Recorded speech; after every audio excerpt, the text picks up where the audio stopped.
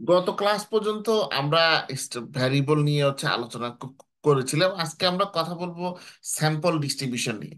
তো sample distribution নিয়ে আগে জানার আগে আমাদের দুটো বিষয় জানতে হবে যে স্ট্যাটিস্টিক্সে আমরা যে কোনো কাজ যখন করব, আমরা ডেটা সায়েন্স মেশিন লার্নিং এর কাজ কিংবা পৃথিবীতে আমরা যে কোনো সময় ডেটা নিয়ে যখন কাজ করব, তখন আমাদের এই দুটো জিনিস বুঝতে হবে। একটা হচ্ছে স্যাম্পল কি, আর একটা হচ্ছে পপুলেশন কি।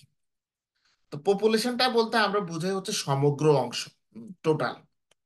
যেমন আমরা যদি বলি যে আমাদের বাংলাদেশের জনসংখ্যা কত, তাহলে 17 কোটি অ্যান্ড কাউন্টিং। আমাদের বাংলাদেশের মোট জনসংখ্যা, তার মানে পুরো বাংলাদেশ মিলে মোট যে জনসংখ্যা আছে। কিন্তু আমরা যদি স্পেসিফিক করে বলি যে চট্টগ্রাম অঞ্চলের জনসংখ্যা কত, ঢাকা অঞ্চলের জনসংখ্যা কত, হুম বা রাজশাহীর জনসংখ্যা বা কুমিল্লার জনসংখ্যা কত, তখন সেক্ষেত্রে এটা ন্যারো ডাউন হয়ে যায়। তখন এটা ন্যারো হয়ে চলে আসে দেশের মধ্যে একটা অংশের তথ্য আমরা জানতে চাচ্ছি। তো তাই পপুলেশনটা আমাদের মূল অংশ, মানে টোটাল। আর স্যাম্পল পার্ট অফ পপুলেশন। ঠিক এরকম আমরা বলতে পারি যে আমাদের বাংলাদেশে যতগুলো শিক্ষা বোর্ড আছে, সবগুলো শিক্ষা বোর্ডের যত শিক্ষার্থী ধরেন এবছর এসএসসি পরীক্ষা দিয়েছে, তাদের সংখ্যা পপুলেশন। আর শুধুমাত্র কুমিল্লা অথবা ঢাকা বোর্ডে যত যত ছাত্রছাত্রী পরীক্ষা দিয়েছে, তাদের সংখ্যা আমাদের স্যাম্পল। তো স্যাম্পল এবং পপুলেশন নিয়ে যখন আমরা কাজ করতে যাই, তখন মূলত আমরা পপুলেশন নিয়ে নর্মালি কাজ করি না। কি কারণে করি না? কারণ তার মধ্যে দুইটা মেইন কারণ যে আমাদের যে রিসোর্স দরকার, আসলে সে পরিমাণ রিসোর্স নেই। আমাদের দুই ধরনের রিসোর্স প্রয়োজন যদি আমরা পপুলেশন নিয়ে কাজ করতে হয়। একটা সেরকম ফাইন্যান্সিয়াল রিসোর্স প্রয়োজন, আর একটা আমাদের সেরকম আপনার ম্যান পাওয়ার রিসোর্স প্রয়োজন। কারণ এই যে পপুলেশন সংক্রান্ত ডেটা, এটা সংগ্রহ করে এটাকে অ্যানালাইজ করা, হ্যাঁ, এই ধরনের কাজের পিছনে প্রচুর সময়ের নষ্ট হয়। আপনারা যারা স্ট্যাটিস্টিক্যাল প্রবলেম গুলো নিয়ে কাজ করবেন, হ্যাঁ, যারা সেটা হাতে করা সমস্যা হোক, ডাটা সাইন্স মেশিন লার্নিং এর মাধ্যমে করা হোক না কেন, সেখানে আপনাদের যে ডাটাগুলো দেওয়া থাকে ওগুলো কিন্তু স্যাম্পল ডাটা। তো এই স্যাম্পল ডাটার আবার এক ধরনের ডিস্ট্রিবিউশন থাকে। তো আজকে আমরা সেই ডিস্ট্রিবিউশন সম্পর্কে জানবো। তো আমরা গত ক্লাসে ভ্যারিয়েবল সম্পর্কে জেনেছিলাম। আজকে মূলত আমরা এই ভ্যারিয়েবলের স্যাম্পল ডিস্ট্রিবিউশন সম্পর্কে জানবো।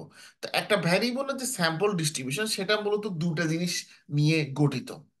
হুম প্রথমটা a list of values of the variable which are observed in the sample. একটা ভ্যারিয়েবলের স্যাম্পল ডিস্ট্রিবিউশন দুইটা জিনিস নিয়ে গঠিত। এক a list of the values of the variable, হ্যাঁ, which are observed in the sample, and the number of time each value occurs, the count or frequencies of the observed times. আচ্ছা, এটা একটু বুঝতে আমাদের কষ্ট হবে। এটাকে খুব সহজভাবে আমরা বলে দিই। সেটা আমরা ধরেন ক্রিকেটের এক্সাম্পল, যেহেতু বাংলাদেশে অনেকে ক্রিকেট খেলেন, ধরেন সাকিব বাংলাদেশে একদিন খেলা হলো, হ্যাঁ, ক্রিকেটে সে ওয়ান ডে ম্যাচে বা টি-20 ম্যাচে বা আইপিএল এ একদিনে সে কতগুলো রান করেছে। তার রান কতটুকু, ধরেন একবার সে ছক্কা মারলো, আবার সে চার উঠলো, আবার ছক্কা মারলো, আবার দুই, আবার চার, এরকম করে করে মোটামুটি তার রানের আমরা কি একটা ডিস্ট্রিবিউশন পেলাম।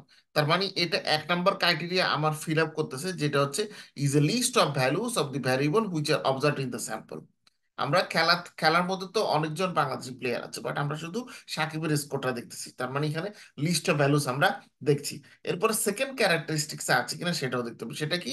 The number of time each value occurs. প্রতিটা ভ্যালু কতবার মানে রিপিট আসছে কিনা। যেমন আমরা বললাম যে একবার চার মারলো, তারপর ছয় মারলো, আবার দুই মারলো, এরপর আবার চার মারলো। তো তার মানে চার আর একবার রিপিট আমরা পেলাম এক্ষেত্রে। তার মানে এটা ফ্রিকুয়েন্সিটা আমরা মূলত দেখতে যাচ্ছি। তো এখন আমরা এই যে নানা রকম ভ্যালুগুলো থাকে আমাদের স্যাম্পলের, এই ভ্যালুগুলো নিয়ে আমরা একটা ডিস্ট্রিবিউশন তৈরি করি নর্মালি। হ্যাঁ, এই যে টেবিল তৈরি করে থাকি, টেবিলটাকে বলা হয় তাকে ফ্রিকোয়েন্সি টেবিল। ফ্রিকোয়েন্সি টেবিল কি? ফ্রিকোয়েন্সি টেবিল একটা ভ্যারিয়েবলের যে যে ভ্যালুগুলো আছে, সেই ভ্যালুগুলো এবং ওই ভ্যালুগুলোর ফ্রিকোয়েন্সি, সেটা নিয়ে আমরা নর্মালি ফ্রিকোয়েন্সি টেবিল তৈরি করে থাকি। আচ্ছা, যেমন আমরা এখানে ফ্রিকোয়েন্সি টেবিলের এখানে এটা দেখতে পারি যে একটা টেবিল আপনারা দেখতে পাচ্ছেন। এখানে চারটা ঘর দেওয়া আছে বা কলাম। একটা লেভেল অফ ডেমোক্রেসি, আর একটা ফ্রিকোয়েন্সি, আর একটা পার্সেন্ট, আর একটা কিউমুলেটিভ। আচ্ছা, লেভেল অফ ডেমোক্রেসি মানে এটার একটা স্কেলে দেওয়া আছে 0 থেকে 10 পর্যন্ত। এখন এটার আমরা ফ্রিকোয়েন্সি একবার পেলাম 35, আবার একের ফ্রিকোয়েন্সি পেলাম 12, তারপরে দুইয়ের ফ্রিকোয়েন্সি পেলাম 4, এরকম করে করে 10 পর্যন্ত ফ্রিকোয়েন্সি পেলাম আমরা 32। তখন আমরা যে কাজটা করব, এদের পার্সেন্টেজ গুলো এখানে বের করা হয়েছে। পার্সেন্টেজ গুলো আমরা কিউমুলেটিভ পার্সেন্টেজ, মূলত এটা এটা আমরা আস্তে আস্তে দেখবো। তো খেয়াল রাখবেন যে আমরা যে কোনো ক্ষেত্রে আমরা স্যাম্পল ডাটা নিয়ে কাজ করি। স্যাম্পল ডাটার আমরা যে ভ্যালুগুলো আছে সে ভ্যালুগুলোকে নিয়ে আমরা একটা স্যাম্পল ডিস্ট্রিবিউশন তৈরি করি, যেখানে ডাটার ভ্যালু থাকে এবং ভ্যালুগুলো কতবার আমার রিপিট হয়েছে বা কতবার ওকারিং ঘটেছে সেটার আমরা ফ্রিকোয়েন্সিটা দেখি। তাহলে আমরা তার একটা ভ্যারিয়েবলের নানা রকম ভ্যালু এবং তাদের ফ্রিকোয়েন্সি নিয়ে কি তৈরি করি, একটা ফ্রিকোয়েন্সি টেবিল তৈরি করি। আচ্ছা, এর পরবর্তীতে আমরা আরেকটা জিনিস করে থাকি, যেটা হচ্ছে এই ফ্রিকোয়েন্সিটাকে আমরা গ্রাফিক্যালি আমরা হ্যাঁ গ্রাফিক্যালি আমরা শো করে থাকি। তো ফ্রিকোয়েন্সিকে নর্মালি যখন আমরা গ্রাফিক্যালি শো করে থাকি, তখন বার চার্টের মাধ্যমে এটা শো করে থাকি। যার কারণে এখানে দেখেন বলা আছে bar chart is the graphically equivalent of the table of frequencies. তো ফ্রিকোয়েন্সিটা তো হচ্ছে একটা ফ্রিকোয়েন্সি টেবিল, যেখানে কি আমরা একটা ভ্যারিয়েবলের যে ভ্যালুগুলো আছে সেই ভ্যালু এবং তাদের যে ফ্রিকোয়েন্সি এটা আমরা রেকর্ড করি। হ্যাঁ, এখন এটাকে যদি আমরা গ্রাফিক্যালি শো করি, হ্যাঁ, তখন বা জ্যামিতিক আকারে, তখন সেটা হয়ে যাবে আমাদের বার চার্ট। তো বার চার্টে এখানে দেখেন আমাদের একটা বার চার্ট আমরা দেখতে পাচ্ছি ফিগার 1.2-তে। এটা কিসের বার চার্ট? এটা হচ্ছে example of bar chart showing the region variable. এই যে উপরে আমরা দেখছিলাম নানা ধরনের রিজিয়ন বা দেশ, সেই ভ্যারিয়েবল গুলোর ফ্রিকোয়েন্সির উপর ভিত্তি করে বাচ্চাটা তৈরি করা হয়েছে। এখন দেখেন এখানে আফ্রিকার ফ্রিকোয়েন্সি সবচাইতে বেশি, তার মানে আফ্রিকার যে বারটা সেটা হচ্ছে বড়। আবার এশিয়ার ফ্রিকোয়েন্সি আফ্রিকার চাইতে একটু কম, সেটা সেভাবে দেওয়া হচ্ছে। আবার ইউরোপের ফ্রিকোয়েন্সি এশিয়া এবার আফ্রিকার চাইতে কম, সেটা সেভাবে দেওয়া হচ্ছে। আবার ল্যাটিন আমেরিকার ফ্রিকোয়েন্সি আফ্রিকা, এশিয়া এবং ইউরোপের চাইতে কম, সেটা একরকম ভাবে দেওয়া হচ্ছে। নর্থ আমেরিকার ফ্রিকোয়েন্সি এই তিনটা থেকেও কম, তা একরকম ভাবে দেওয়া হচ্ছে। আবার ওশেনিয়ার ফ্রিকোয়েন্সি এই আপনার নর্থ আমেরিকা থেকে একটু বেশি, তাই সেটা সেভাবে দেওয়া আছে। তো এই প্রত্যেকটার ক্ষেত্রে আমরা যে কাজটা করতেছি, ভ্যারিয়েবলের নাম হচ্ছে নিচে দেওয়া আছে এবং তাদের যে ফ্রিকোয়েন্সি এটা আমাদের ওয়াই অ্যাক্সিসে দেওয়া আছে। এটাই হচ্ছে আমাদের বার চার্ট। আচ্ছা, এখন প্রশ্ন হতে পারে যে sample distribution of variables with many values, যদি আমাদের একটা স্যাম্পল ডিস্ট্রিবিউশন হচ্ছে থাকে যেখানে অনেকগুলো ভ্যালু থাকবে, তখন আমরা হচ্ছে কি করব? যদি অনেকগুলো ভ্যালু থাকে তখন আমরা নর্মালি হিস্টোগ্রাম হচ্ছে ইউজ করি। হিস্টোগ্রামও একটা বার চার্টের মতো। সেটা কিরকম? এটা হচ্ছে আমাদের হিস্টোগ্রাম। তো হিস্টোগ্রামের মাধ্যমে আমরা এভাবে স্কেল করে যে নানা ভ্যালুগুলো আছে সে ভ্যালুগুলোর ফ্রিকোয়েন্সি দেখার চেষ্টা করি। যেমন এখানে ওএক্স অ্যাক্সিসে ভ্যালুগুলো দেওয়া আছে এদের, যেমন হচ্ছে 0, 10, হ্যাঁ, 20, তারপর হচ্ছে 30, এরপর হচ্ছে 40। আবার এখানে 0, 10, 20, 30, 40, 50 করে ফ্রিকোয়েন্সি দেওয়া আছে।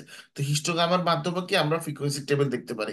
তার মানে ফ্রিকোয়েন্সিটাকে আমরা মূলত দুটা ভাবে দেখতে পারি, হয় বার চার্টের মাধ্যমে দেখতে পারি অথবা হিস্টোগ্রামের মাধ্যমে আমরা দেখতে পারি। আচ্ছা, তারপর আরেকটা জিনিস চলে আসে, এই যে আমরা ভ্যারিয়েবলের স্যাম্পল ডিস্ট্রিবিউশন সম্পর্কে বললাম। এই স্যাম্পল ডিস্ট্রিবিউশন গুলোর আবার স্কিউনেস এবং সিমিট্রি একটা টার্ম হচ্ছে থাকে। স্কিউনেস এবং সিমিট্রি মানে হচ্ছে মূলত আমরা যখন এই স্যাম্পল ডিস্ট্রিবিউশনকে একটা জ্যামিতিক আকার দিব, হ্যাঁ, বা গ্রাফিক্যালি শো করব, তখন তাদের যে শেপটা হয় বা আকারটা হয় সেটাকে বর্ণনা করার ক্ষেত্রে স্কিউনেস এবং সিমিট্রি এই দুটো টার্ম হচ্ছে ইউজ করা হয়। এখন এখানে দেখেন আমাদের এখানে নিচে আমরা ফিগার 1.4-এ যদি দেখি, 1.4 এর ক্ষেত্রে এই ফিগারটা দেখবেন যে ডান পাশে এবং বাম পাশে যে ভ্যালুগুলো আছে এগুলো মানে মোটামুটি শেপ একই রকম। এবং আমরা এখানে মোটামুটি এটাকে যদি চিন্তা করি, এটা একটা বেল শেপ, সাইকেলের যেমন বেল থাকে সে বেলের মতো একটা এখানে শেপ দেখা যাচ্ছে, হ্যাঁ। তো এই ধরনের কার্ভকে বলা হয় হচ্ছে বেল শেপ কার্ভ বা নর্মাল ডিস্ট্রিবিউশন, এক্ষেত্রে কার্ভ বলা হয়ে থাকে। আর পজিটিভলি স্কুয়ার কেটে ফিগার 1.3-তে যদি আমরা যাই, এটার ক্ষেত্রে দেখেন আমাদের যে ভ্যালুগুলো আছে এই ভ্যালুগুলো বাম দিকে, এটা হচ্ছে আমাদের বাম দিক, এটা হচ্ছে ডান দিক। তো এটা আমাদের বাম দিকে না গিয়ে এটা ডান দিকে ভ্যালুগুলো হচ্ছে যাচ্ছে। তার মানে এটা ডানে যাওয়ার প্রবণতাটা বেশি, এটাকে আমরা বলি পজিটিভলি স্কিউড। এখন যদি এটা ডানে না গিয়ে যদি বামে যেত, তখন সেটাকে আমরা বলতাম আপনার নেগেটিভলি স্কিউড। এখন এটাকে আবার আজকের মানে আধুনিক যুগে এটা টার্ম স্কিউ না বলে লোকজন এটাকে টেল বলে থাকেন। কিভাবে? যদি এটা রাইট সাইডে যায় তখন সেটাকে তারা বলেন লং রাইট টেল, ঠিক আছে। আর এটা বাম পাশে যাচ্ছে সেটাকে তারা বলে লেফট রাইট আপনার লং লেফট টেল। ঠিক আছে, এখন লং লেফট টেল মানে এটা এপাশে যত যাবে তার মানে এটার ভ্যালুটা ততটা কমতে থাকবে। কারণ শূন্য তো এখানে, শূন্যর পরে যে ভ্যালু আসবে তার মানে ভ্যালুগুলো কি আসবে, এগুলো আসবে মাইনাস। তো অবভিয়াসলি মাইনাস মানে যেহেতু ভ্যালু আসবে, তার মানে ভ্যালু কি অবভিয়াসলি আস্তে আস্তে কমতে থাকবে। তাই এটাকে আমরা বলতেছি হচ্ছে থ্রু আউট স্মল ভ্যালুস, অথবা এটাকে বলতেছি হচ্ছে লঙ্গার লেফট টেল। আর এদিকে যখন ডান পাশে যাবে তখন আমরা সেটাকে বলতেছি হচ্ছে লং রাইট টেল। বা এখানে হচ্ছে আমাদের ভ্যালুগুলো আস্তে আস্তে বাড়বে পজিটিভ, যেমন 40-এ পরে 50, 60, 70 এরকম করে বাড়বে। আজকের যুগে নর্মালি স্কিউনেস কথাটা ইউজ করা হয় না, টেল কথাটা ইউজ করা হয়, এই জিনিসটা হচ্ছে খেয়াল রাখবেন। আচ্ছা, তারপর হচ্ছে সিমেট্রিক মানে হচ্ছে যে এটা আসলে কোনো দিকে যাচ্ছে না, এটা একটা সমান্তরাল অবস্থায় বা মোটামুটি একটা ভারসাম্যপূর্ণ অবস্থায় আছে, মানে ডান এবং বাম দুটোর মধ্যে ভারসাম্যপূর্ণ অবস্থায়। সে অবস্থাটা হচ্ছে আমাদের ফিগার 1.5, যেখানে আমরা মূলত মানুষের ডায়াস্টোলিক যে ব্লাড প্রেশার আছে সেটার আমরা একটা স্যাম্পল সিমেট্রিক ডিস্ট্রিবিউশন দেখতে পাচ্ছি। এক্ষেত্রে দেখেন ডান এবং বামের মধ্যে কিন্তু কোনো পার্থক্য নাই, এটা মোটামুটি ইকুয়ালাইজ আমরা দেখতে পাচ্ছি। তার মানে এক্ষেত্রে এটার সিমেট্রিক্যাল, এটা সিমেট্রি আছে।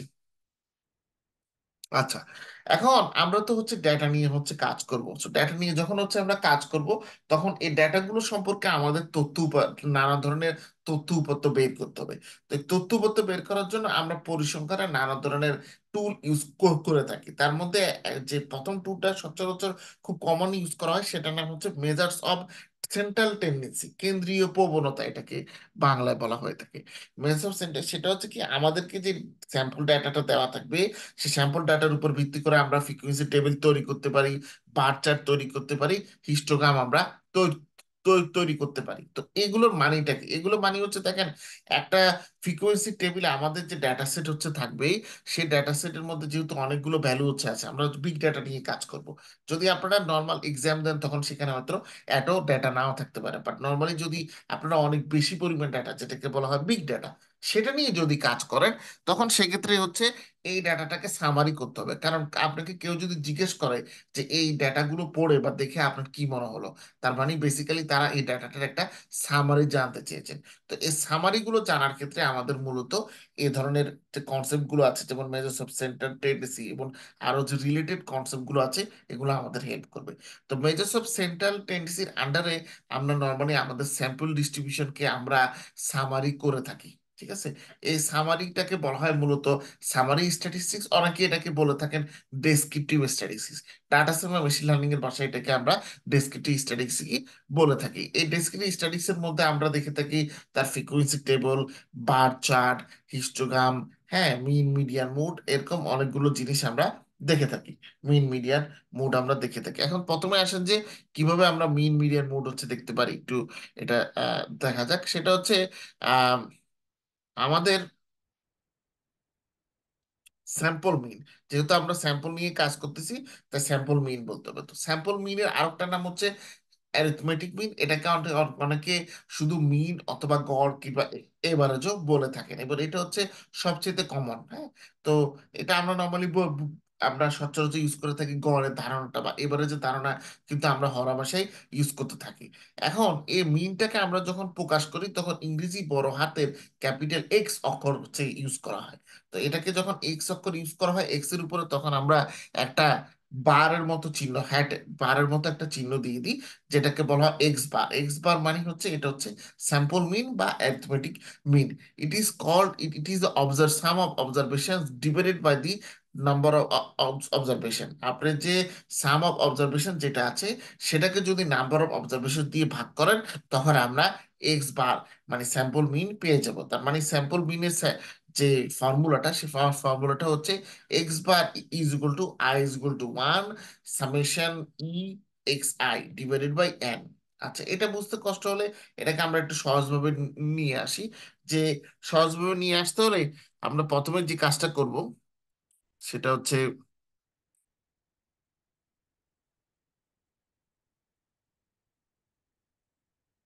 আপনি ধরেন আমাদের এখানে ওই যে ওই টেবিলটা, একটু আগে যে টেবিলটা দেখলাম, লেভেল অফ ডেমোক্রেসি এবং ফ্রিকোয়েন্সি দেওয়া আছে। ঠিক আছে, এখন আমরা যেটা করব এক্স বার বের করব। এক্স বার বের করতে হলে আমাদের যে কাজটা করতে হবে, লেভেল অফ ফ্রিকোয়েন্সি যতগুলো ভ্যালু আছে প্রত্যেকটা ভ্যালুকে, মানে এক্স জে মানে হচ্ছে এক্স এর ভ্যালু, এক্স জে মানে এক্স যে কোনো ভ্যালু গ্রহণ করতে পারে, যে জিরো থেকে 10 পর্যন্ত। আবার এফ, যে মানে হচ্ছে এফ যে কোনো পূর্ণ সংখ্যা গ্রহণ করতে পারে, এখানে 35 থেকে 32 পর্যন্ত।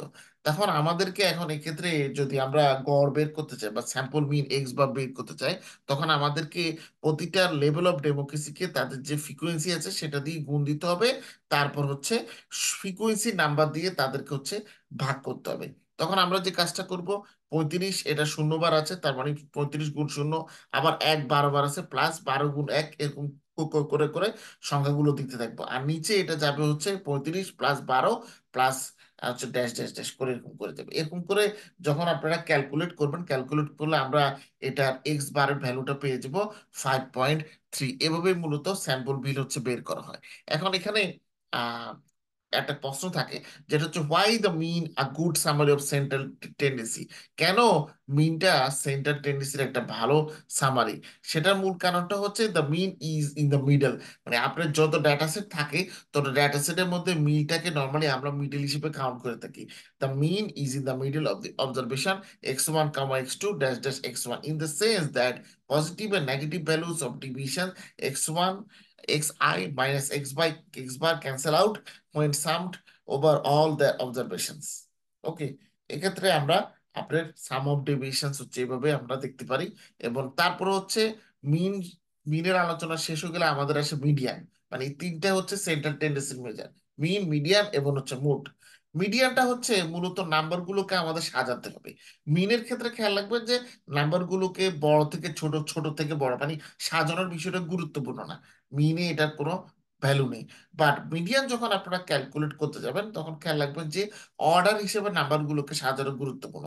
যেমন বড় থেকে ছোট, ছোট থেকে বড়, এরকম অর্ডারের উপর বেস করে নাম্বারগুলোকে আপনার সাজ আপনাদের সাজাতে হবে। সাজানোর পরে আমরা মূলত মিডিয়ান হচ্ছে বের করতে পারবো। আচ্ছা, যেমন আমরা যদি এখানে ধরি যে আমাদের কাছে তিনটা, আপনার দুইটা সংখ্যা আছে, x1 x2 আর হচ্ছে ড্যাশ ড্যাশ xn।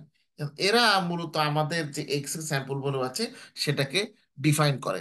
এখন আমাদের যে কাজটা থাকবে, এটাকে অর্ডার করে নিতে হবে। মানে এখানে স্মলেস্ট টু লার্জেস্ট অথবা লার্জেস্ট টু স্মলেস্ট করতে পারি, বাট আমরা স্মলেস্ট টু লার্জেস্ট, ছোট থেকে বড়র দিকে যাব। তখন আমরা ধরে নিলাম যে এই যে x1 x2 dash dash xn পর্যন্ত আছে, এর মধ্যে সবচেয়ে ছোট সংখ্যা কোনটা? x1। তার মানে x1 হচ্ছে আমার এখানে স্মলেস্ট অবজার্ভ ভ্যালু।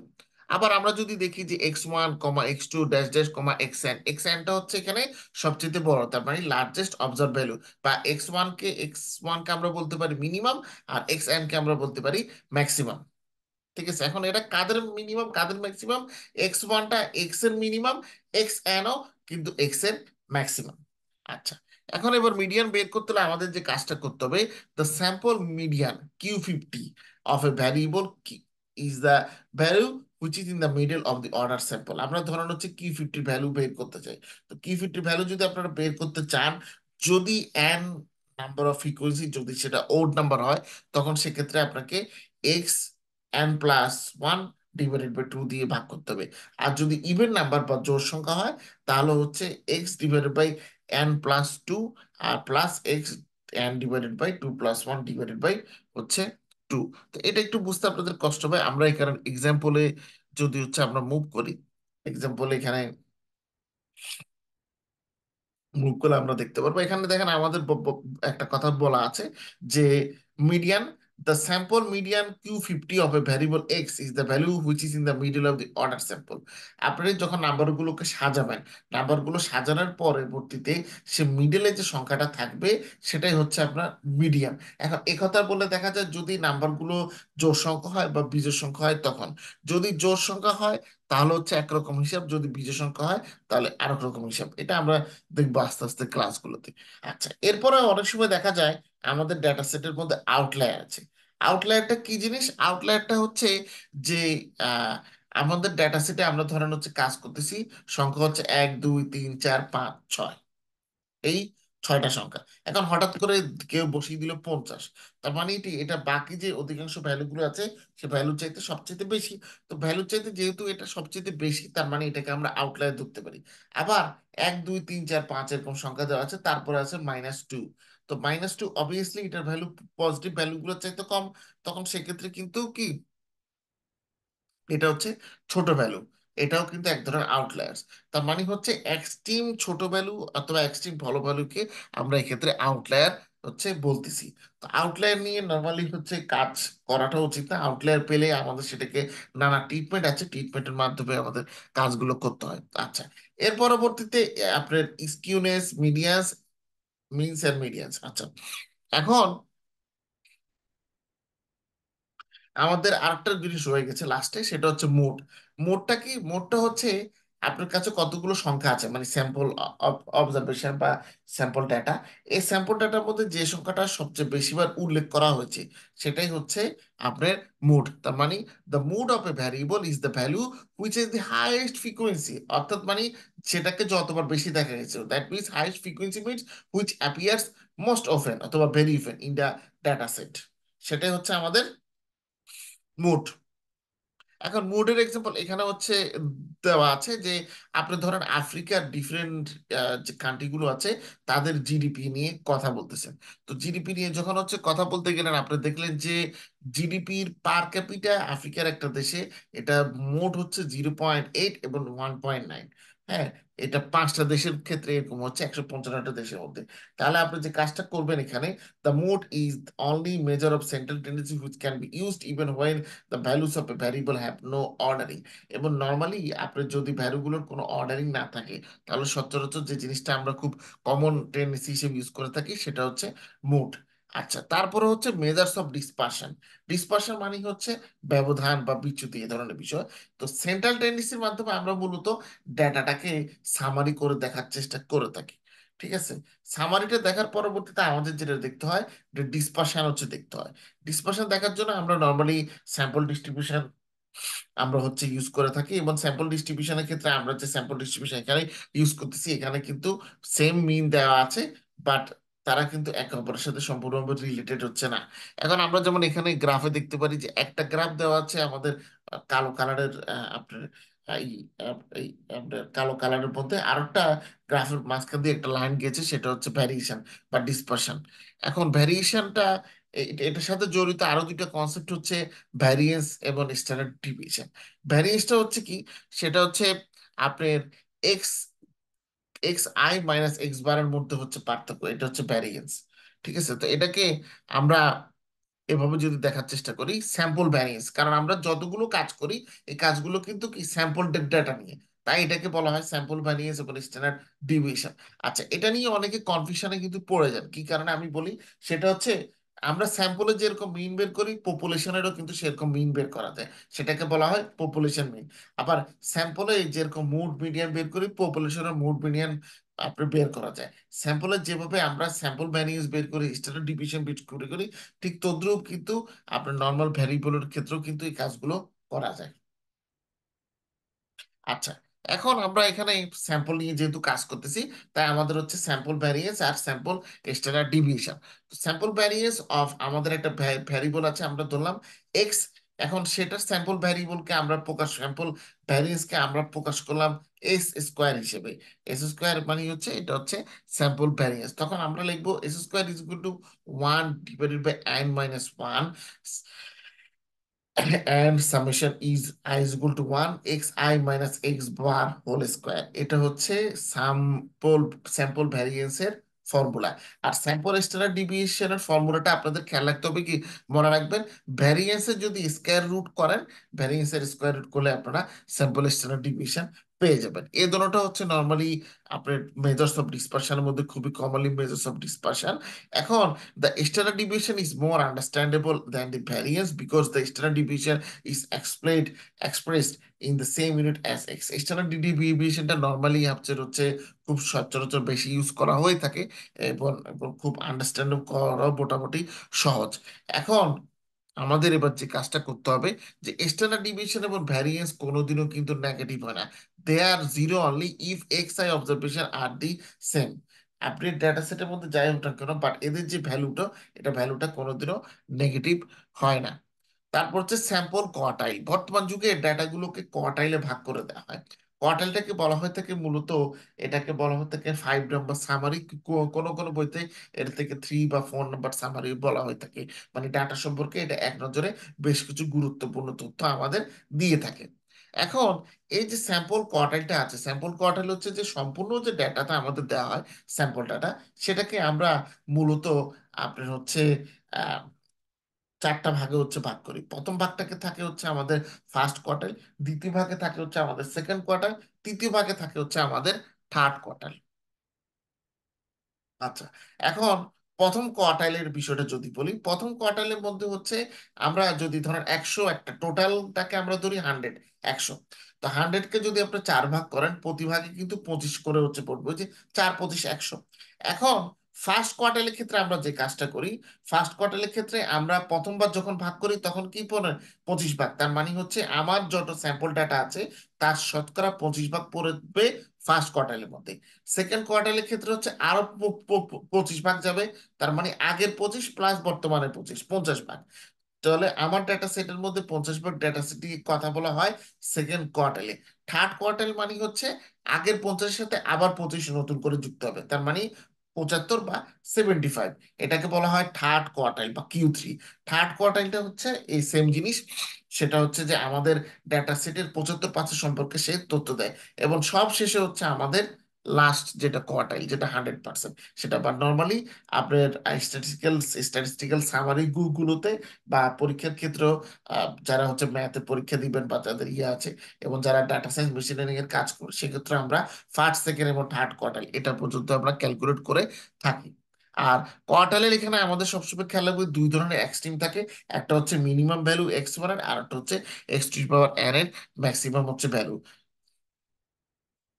আচ্ছা, এরপরে আরো একটা জিনিস বর্তমান যুগে ইউজ করা হয়, যেটাকে বলা হয় রেঞ্জ এবং ইন্টার কোয়ার্টাইল হচ্ছে রেঞ্জ। আচ্ছা, এই জিনিসটা মূলত কি?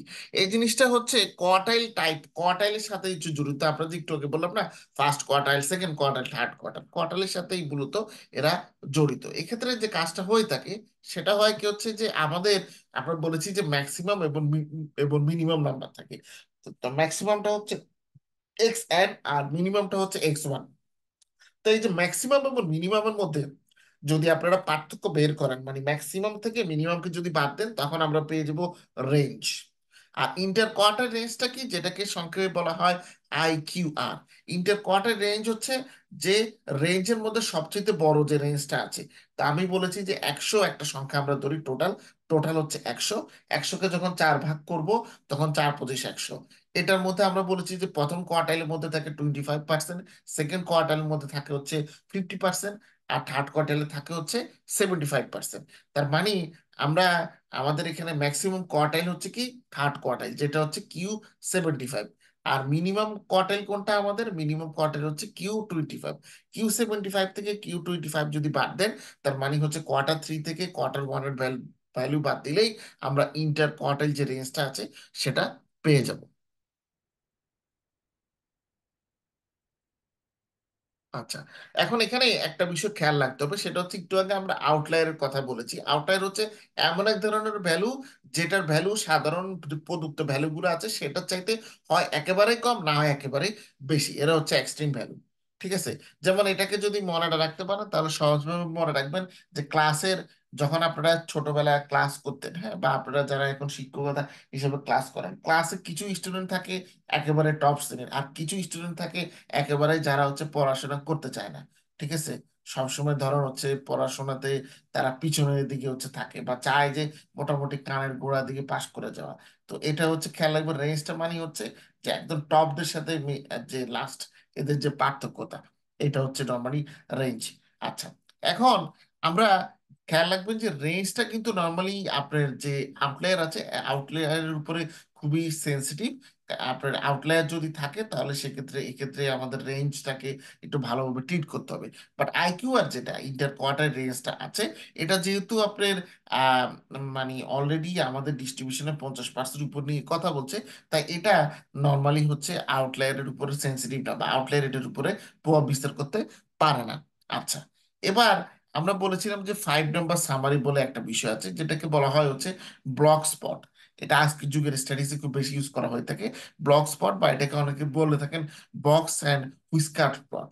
আবার এটা হচ্ছে নর্মালি হচ্ছে এমন এক ধরনের একটা গ্রাফিক, একটা গ্রাফিক্যাল আপনার পদ্ধতি, যার মাধ্যমে আমরা আমাদের স্যাম্পল ডিস্ট্রিবিউশনের যে কি ফিচার গুলো আছে সেটাকে আমরা হচ্ছে আপনার সামারি করে থাকি।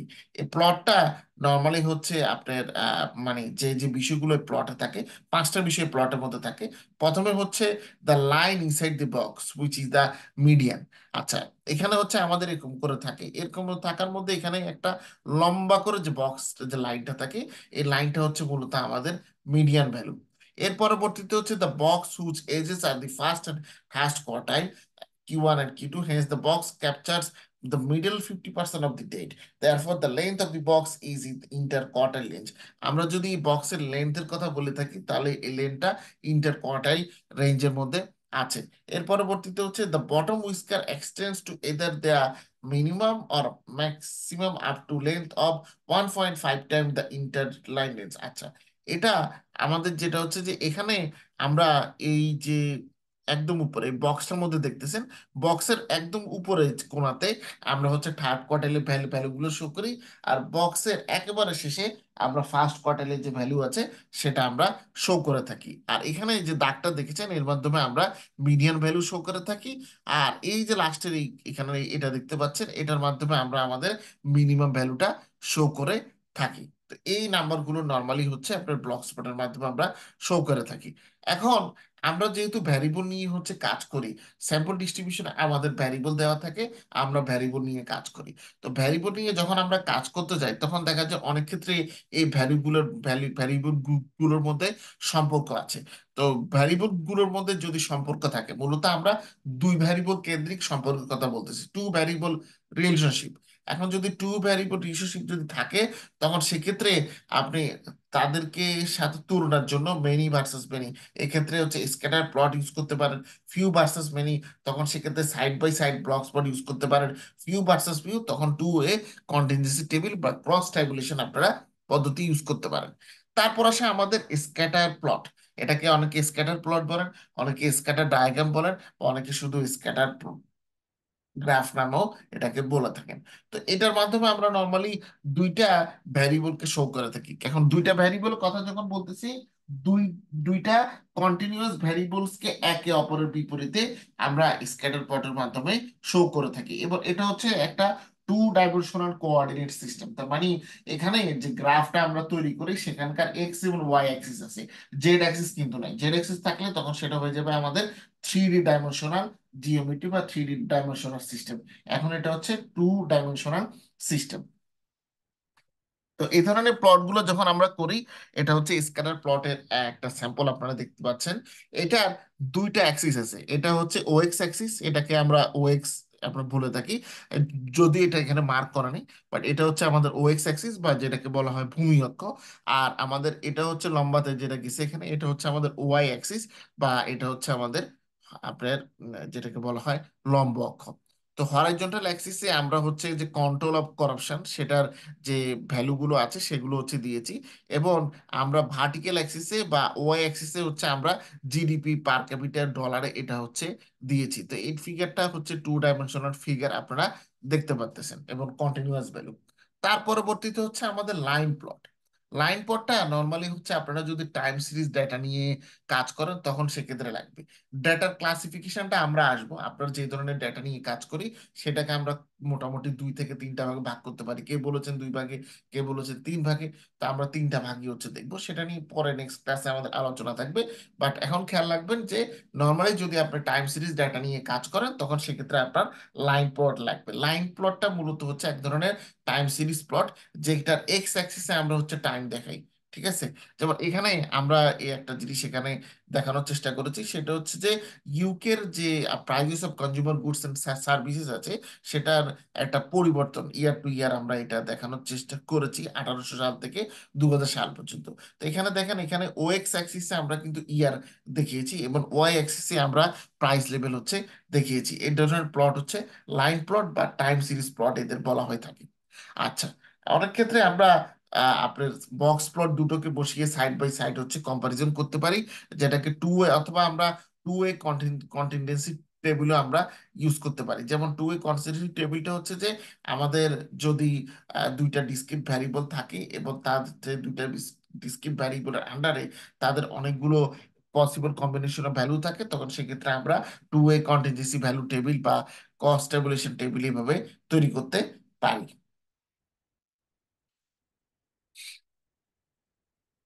আচ্ছা,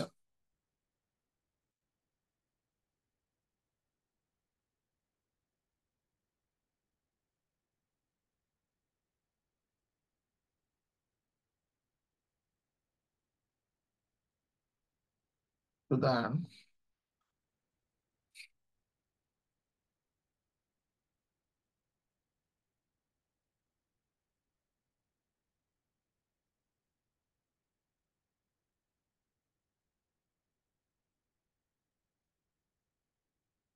আচ্ছা, এখন এর সাথে সাথে আমরা ম্যাথমেটিক্স নিয়েও আমাদের কিছুটা কথা বলতে হবে। তো আজকে এতটুকু পর্যন্ত হচ্ছে এর আলোচনা। এর সাথে আমি লিনিয়ার অ্যালজেব্রার আলোচনা, মূলত নাম্বার থিওরির আলোচনাটাও আজকে স্টার্ট হচ্ছে করব। তো নাম্বার থিওরির জন্য আমি একটা বই ইউজ করতেছি, যেটার নাম হচ্ছে elementary number theory with applications. এটা হচ্ছে থমাস খোশি নামে একজন রাইটার, উনি এই বইটা হচ্ছে লিখেছেন। এই বইটা আমি ইউজ করতেছি, এটা সেকেন্ড এডিশন মূলত ইউজ করতেছি এলসিবিআর এর। এই বইটা খুবই ভালো একটা বই। মানে এখানে একদম বেসিক থেকে মূলত আলোচনাগুলো হচ্ছে আছে। আমরা এটা চ্যাপ্টার 1 থেকে মূলত আলোচনা স্টার্ট শুরু করবো, একেবারে ফান্ডামেন্টাল আলোচনা মানে ম্যাথামেটিক্স এর উপরে। যারা ম্যাথ শিখতে চান ওদের জন্য খুব বেস্ট একটা বই। আচ্ছা, তো প্রথমে আমরা আজকে যে বিষয়টা নিয়ে আলোচনা করব, ফান্ডামেন্টাল বিষয়গুলো নিয়ে হচ্ছে আলোচনা করব।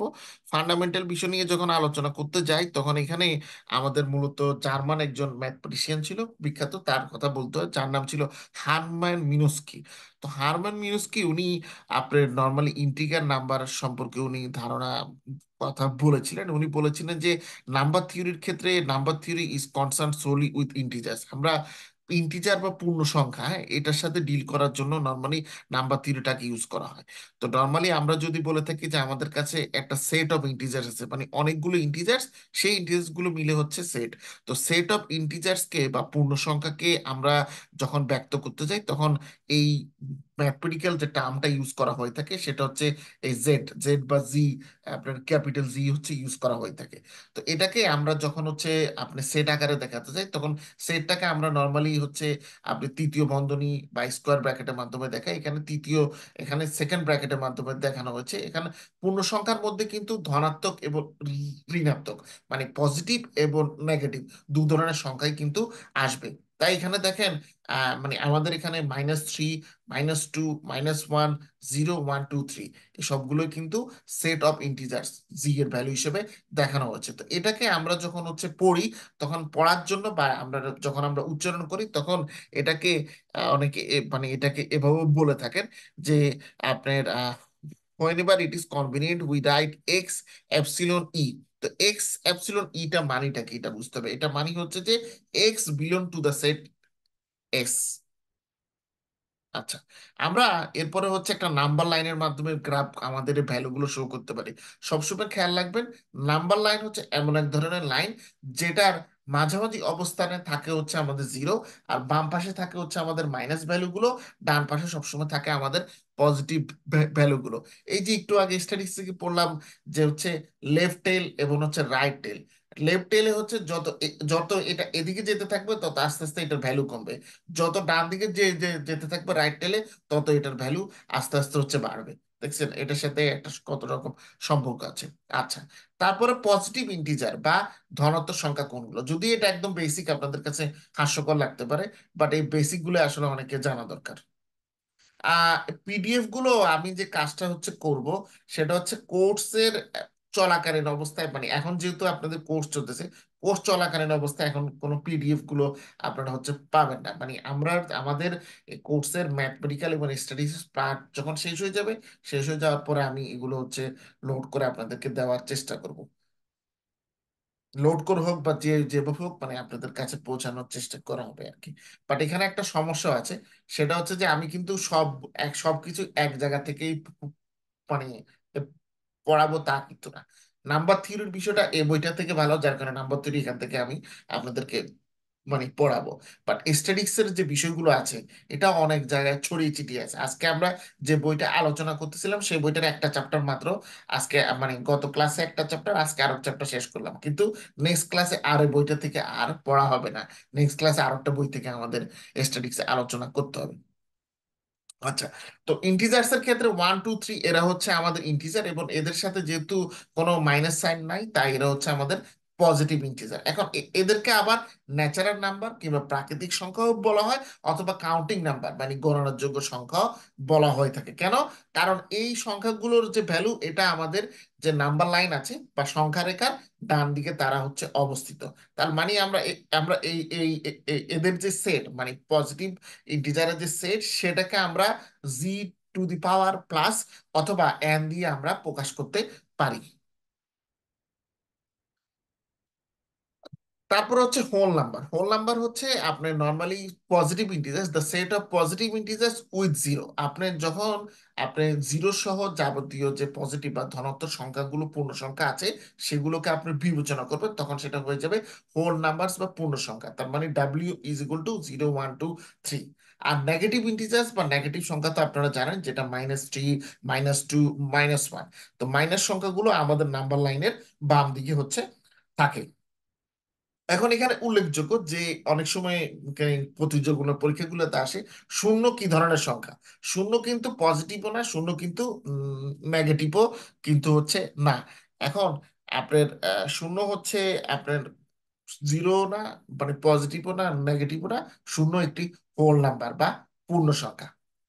আচ্ছা, অর্ডার রিলেশনটা এখানে হচ্ছে আছে। অর্ডার রিলেশনটা আমরা এটা নেক্সট ক্লাসে হচ্ছে অ্যাবসলিউট ভ্যালু, অ্যাবসলিউট ভ্যালু, আচ্ছা নেক্সট ক্লাসে আমরা এটা আলোচনা করব। আজকে এতটুকুই রাখি। হ্যাঁ, অনেক জিনিস মাথায় একসাথে ঢুকলে অনেকের ইয়ে হয়ে যাবে, কষ্ট হয়ে যাবে। কারো কোনো কোশ্চেন আছে? হ্যাঁ, আমি চ্যাট বক্সের কোশ্চেন দেখছি, আমি আপলোড করব বই, সেটা তো বলছি যে আপনাদের এই পাঠগুলো শেষ হলে ওইটা বুঝতে পারছি। এছাড়া আর কোনো কোনো কোশ্চেন আজকের লেকচার রিলেটেড থাকলে বলতে পারেন। আচ্ছা, আপনাদের সোমবারে ক্লাসের সময়টা আমি ইচ্ছা করে চেঞ্জ করে এখন এই রাত্রে 9:30 নিয়ে গেছি, কারণ অনেক সময় 8:45 অনেকে আসতে পারেন না। তো সে কারণে সোমবারের ক্লাসটা 9:30 হবে, আর শুক্রবারের ক্লাস তো রাত 10টায়। আপনারা তো জানেন সেটা 10টা বাজেই থাকবে, অ্যাজ ইউজুয়াল।